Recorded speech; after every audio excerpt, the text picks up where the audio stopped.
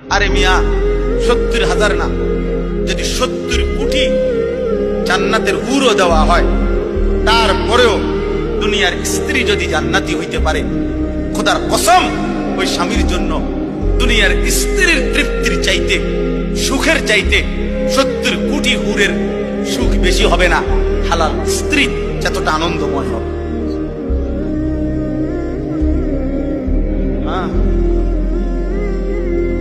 কারণ সে যুদ্ধ করে কষ্ট সহ্য করে জান্নাতি হয়েছে, আর হুর তো জান্নাতেই তৈরি হয়েছে। এজন্য 70 কোটি না, 70,000 কোটি হুরের চাইতেও দুনিয়ার স্ত্রী দাম, যদি সে জান্নাতি হয়।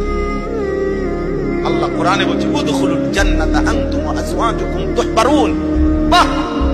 আল্লাহ বলছে জান্নাতে, হাশরের ময়দানে আল্লাহ বলবে তোমরা তোমাদের স্ত্রী যাদের নেককার, তোমরা তোমাদের বিবিদেরকে সাথে নিয়ে তোমরা হাসতে হাসতে উদখুলুল জান্নাহ, জান্নাতে ঢোকো।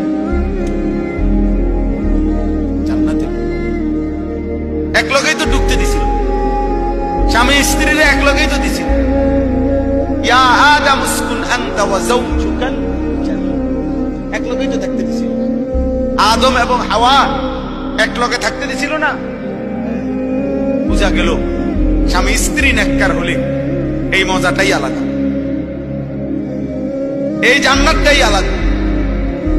আল্লাহ আমাদেরকে তৌফিক দান করুন।